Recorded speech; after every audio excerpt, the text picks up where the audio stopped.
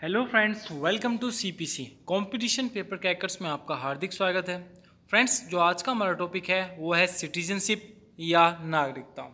आज हम नागरिकता के बारे में जानेंगे कि नागरिकता कहाँ से, किस देश से ली गई है, नागरिकता किस किस अनुच्छेद से किस अनुच्छेद तक है, किस भाग के अंतर्गत आती है। ये सारी चीज़ें हम जानेंगे। मतलब हम जानेंगे कॉन्सेप्ट कि क्या नागरिकता क्या है, इसके क्या प्रावधान है, प्लस एक हम टेस्ट सीरीज लगाएंगे जो जिससे कि जितने भी आपके प्रीवियस क्वेश्चन होंगे वो सारे डिस्कस हो जाएंगे उस टेस्ट सीरीज के माध्यम से, कि जिससे कि एग्जाम में कोई भी क्वेश्चन अगर सिटीजनशिप से मिलता है तो आप उसे इजीली सॉल्व कर पाओगे। तो सिटीजनशिप स्टार्ट करने से पहले अगर आपने हमारा channel competition paper crackers subscribe नहीं किया है तो प्लीज़ हमारे चैनल को सब्सक्राइब कीजिएगा और बेल आइकन का बटन जरूर दबाइए, जिससे कि आने वाली लेटेस्ट वीडियो आपको सबसे पहले मिले। तो स्टार्ट करते हैं सिटीजनशिप। सिटीजनशिप जो है एक ऐसा आधार है जिसके द्वारा कोई भी व्यक्ति सरकार से कुछ भी अधिकारों का दावा कर सकता है। क्या कहलाता है? नागरिकता कहलाती है। मतलब ऐसा अधिकार जिसके द्वारा कोई भी व्यक्ति सरकार से कुछ भी अधिकारों का दावा कर सकता है, ये क्या कहलाती है? नागरिकता कहलाती है। नागरिकता जो है वो सिटीजनशिप जो है वो भाग 2 के अंतर्गत आती है और भारत में एकल नागरिकता का प्रावधान है। ये बात आपको ध्यान रखनी है कि कौन सा प्रावधान है? एकल नागरिकता का प्रावधान है। मतलब हर जगह एक ही नागरिकता होगी। वो कौन होगी? हमारी इंडियन नागरिकता होगी। ठीक है, भारतीय नागरिकता। ठीक है, भारत में कितनी प्रकार की नागरिकता का प्रावधान है? अगर क्वेश्चन आता है तो आप लगाएंगे एक प्रकार की नागरिकता प्रावधान है। भारत में जो नागरिकता है हमारी सिटीजनशिप है, ये कहाँ से ली गई है? तो ये ग्रेट ब्रिटेन से ली गई है। ठीक है, तो ग्रेट ब्रिटेन की जो सिटीजनशिप है वहाँ से हमारी सिटीजनशिप ली गई है। तो भारत में नागरिकता जो ली गई है कहाँ से ली गई है? ग्रेट ब्रिटेन से। अनुच्छेद 5 से 11 के अंतर्गत क्या आती है? नागरिकता का प्रावधान है अनुच्छेद 5 से अनुच्छेद 11 तक। ठीक है, नागरिकता जो है गृह मंत्रालय द्वारा दी जाती है। किस मंत्रालय द्वारा दी जाती है? गृह मंत्रालय द्वारा दी जाती है। जैसे कि आप सबको पता है कि भारत में, जैसे कि भारत में अन्य देशों की भांति 2 प्रकार के लोग होते हैं। एक तो होते हैं नागरिक जिसका जन्म देश में हुआ हो, और एक होते हैं विदेशी।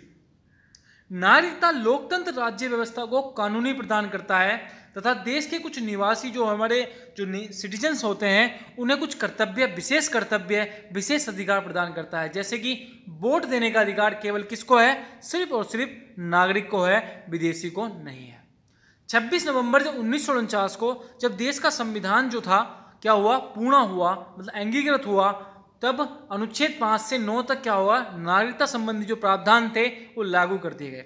अगर एग्जाम में क्वेश्चन आता है कि भारत का संविधान जो है कब अंगीकृत हुआ, तो आप लगाएंगे 26 नवंबर 1949 को। और भारतीय संविधान कब लागू हुआ, तो आप लगाएंगे 26 जनवरी 1950 को। ठीक है, 2 बात याद रखनी है कि बनकर कब तैयार हुआ, तो 26 नवंबर 1949 को, और कब लागू हुआ?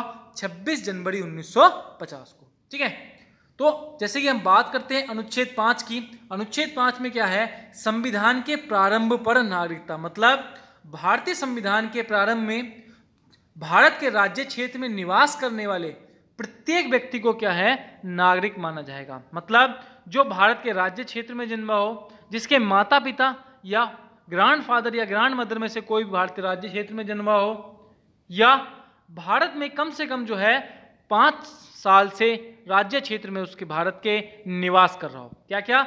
वो भारत में जन्मा हो, या उसके माता पिता भारत में जन्मे हो, या वो कम से कम जो है भारत के जो है 5 साल तक भारत के राज्य क्षेत्र में क्या कर रहा हो? निवास कर रहा हो। ठीक है, उसे नागरिक माना जाएगा। अब बात करते हैं अनुच्छेद 6 की। पाकिस्तान से भारत को प्रवचन करने वाले कुछ भारतीयों को नागरिकता का प्रावधान है। कौन कौन से? जो 19 जुलाई 1948 के बाद पाकिस्तान से भारत आया हो, ठीक है, या संविधान लागू होने से पूर्व क्या हो? पंजीकरण उसने करा लिया हो। मतलब 19 जुलाई 1948 के बाद क्या है? पाकिस्तान से भारत आया हो, या भारतीय संविधान जब लागू हुआ था उससे पहले आकर उसने क्या कर लिया हो? पंजीकरण करा लिया हो। वो व्यक्ति क्या होगा? भारत का नागरिक, या उसे नागरिकता होगी। ठीक है, आर्टिकल नंबर 7, पाकिस्तान से प्रयोजन करने वाले कुछ भारतीयों को नागरिकता का प्रावधान है। ठीक है, पाकिस्तान से प्रयोजन करने वाले कुछ भारतीयों को क्या है? नागरिकता का प्रावधान है। ठीक है, आर्टिकल नंबर 8, भारत के बाहर रहने वाले जो व्यक्ति होते हैं उनकी नागरिकता का अधिकार है। यदि वह व्यक्ति भारत में जन्मा हो, उसके माता पिता में से कोई भारत में जन्मा हो, या उसके ग्रैंडफादर या ग्रैंड मदर में से कोई भी व्यक्ति भारत में जन्मा हो तथा भारत में निवास कर रहा हो तो कैसा होगा, वो भारत, या उसने पंजीकरण करा लिया हो तो वह कैसा व्यक्ति होगा, भारत का नागरिक होगा। किस अनुच्छेद में कहा गया है, तो अनुच्छेद 8 में कहा गया है। ठीक है, अब हम बात करते हैं अनुच्छेद 9 की। अनुच्छेद 9 कहता है कि विदेशी राज्य की नागरिकता स्वेच्छा से अर्जित करना, मतलब किसी ने जो है विदेश की नागरिकता ले ली तो उसकी क्या होगी, नागरिकता का अंत हो जाएगा। किस अनुच्छेद में कहा गया है, अनुच्छेद 9 में। ठीक है, अब बात करते हैं अनुच्छेद 10 की। तो अनुच्छेद 10 स्पष्ट करता है कि संसद जो होती है, संसद द्वारा जो होता है नागरिकता के अलावा नागरिकता पे क्या हो सकता है, कोई विधि बना सकती है। मतलब संसद को अधिकार है कि नागरिकता के संबंधित प्रावधान को क्या कर सकती है, कोई कानून बना सकती है सिटीजनशिप पर। ठीक है, और अनुच्छेद 11 क्या कहता है कि संसद को यह अधिकार है कि नागरिकता का अर्जन कर सकती है या समाप्ति कर सकती है, या जो नियम उसने बनाए थे उसमें क्या कर सकती है, वो परिवर्तन कर सकती है। ठीक है, ये थे हमारे अनुच्छेद 11।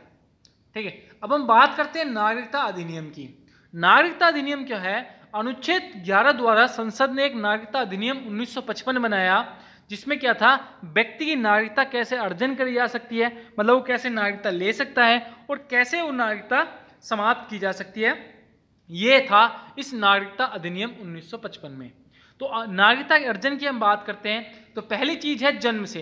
अगर कोई व्यक्ति 26 जनवरी 1950 को या उसके बाद भारत में जन्मा हो या उसके माता पिता में से कोई नागरिक जो है भारतीय नागरिक रहा हो तो कैसा नागरिक होगा, वो भारत का नागरिक होगा या वो भारत की सिटीजनशिप ले सकता है। ठीक है, नंबर 2, वंश के आधार पर। अगर उसके परिवार में से कोई भी भारत का नागरिक रहा हो या जन्म रहा हो तो कैसा व्यक्ति होगा, वो भारतीय नागरिक होगा। ठीक है, एक पंजीकरण के आधार पर। पंजीकरण के आधार पर मतलब विदेशी शर्तों, कुछ शर्तों के साथ वो नागरिकता अर्जन कर सकते हैं। मतलब पंजीकरण जो होता है ये विदेशियों पर अलाउ है कि विदेशी व्यक्ति कुछ आधार पर क्या कर सकते हैं, पंजीकरण कर सकते हैं। जैसे कि कम से कम जो है वो 5 वर्ष तक भारत के राज्य क्षेत्र में निवास कर रहा हो। नंबर 2, अगर कोई व्यक्ति विदेशी स्त्री से विवाह कर लेता है तो क्या होगा, उस स्त्री को क्या हो जाएगा, भारत की नागरिकता मिल जाएगी। या भारत के नागरिक के नाबालिग बच्चे भी कैसे होंगे, वो भारतीय नागरिक होंगे। या भारतीय जो अभिराज्य भारत से बाहर किसी देश में निवास कर रहा हो, ठीक है, तो वो कैसा नागरिक होगा, भारतीय नागरिक होगा। ठीक, नंबर 2, देशीकरण। यदि कोई व्यक्ति जो होता है 10 साल से भारत में निवास कर रहा है तो वो सरकार से क्या है, देशीकरण प्रमाण पत्र प्राप्त कर सकता है और उससे क्या प्राप्त कर सकता है, सिटीजनशिप प्राप्त कर सकता है। ठीक है, अब हम बात करते हैं नागरिकता का अंत कैसे हो सकता है।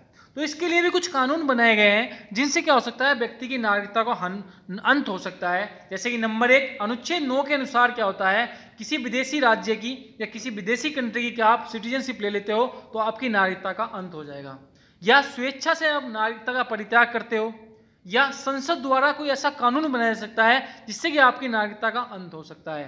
ठीक है, नंबर 4, भारतीय संविधान की अगर आप प्रतिष्ठा की क्या कर सकते हो, प्रतिष्ठा को अगर आप कलंकित करते हो तो आप क्या हो सकते हैं, आपकी नागरिकता का अंत हो सकता है। ठीक है, युद्ध काल के दौरान अगर आप शत्रु की मित्रता करते हो तो आपकी नागरिकता का अंत हो सकता है।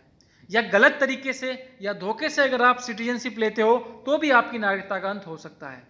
ठीक है, भारतीय महिला द्वारा विदेशी नागरिक से अगर विवाह कर लेती है भारतीय महिला तो उनकी क्या होगी, नागरिकता समाप्त कर दी जाएगी।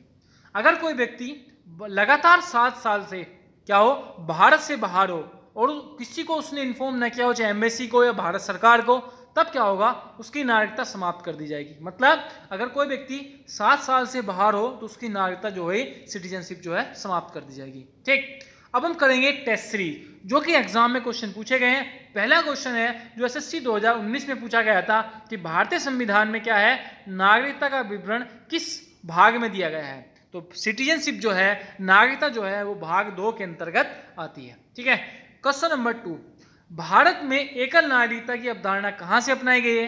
तो भारत में जो एकल नागरिकता है, सिंगल सिटीजनशिप है, वो कहाँ से ली गई है, ग्रेट ब्रिटेन से ली गई है। और कितने प्रकार की नागरिकता है भारत में, एक ही प्रकार की नागरिकता है। नंबर 2, नागरिकता प्राप्त करने के लिए शर्तें निर्धारित करने का निकाय किसके पास है। तो संसद निर्णय ले सकती है कि किसको नागरिकता देनी है, किसको नागरिकता नहीं देनी है। ठीक है, नंबर 4, किस भाग के तहत संसद को नागरिकता संबंधित कानून बनाने का अधिकार है।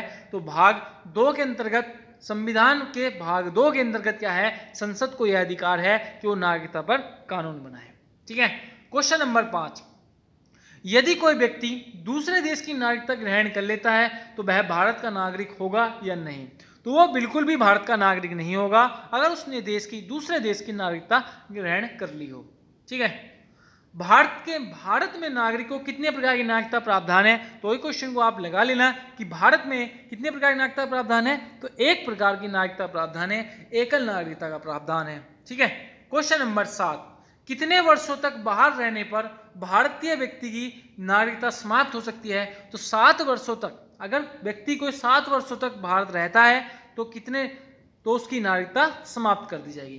तो फ्रेंड्स, आपको वीडियो कैसी लगी हमें कमेंट बॉक्स में जरूर बताना। अच्छी लगी तब भी बताना, अगर आपको कुछ इसमें कमी लगी तो भी जरूर बताना, कि जिससे आने वाली पॉलिटी की नेक्स्ट वीडियो में हम वो कमी पूरी कर पाएँ। वीडियो देखने के लिए थैंक्स फॉर वॉचिंग। फिर मिलते हैं। जय हिंद, जय भारत।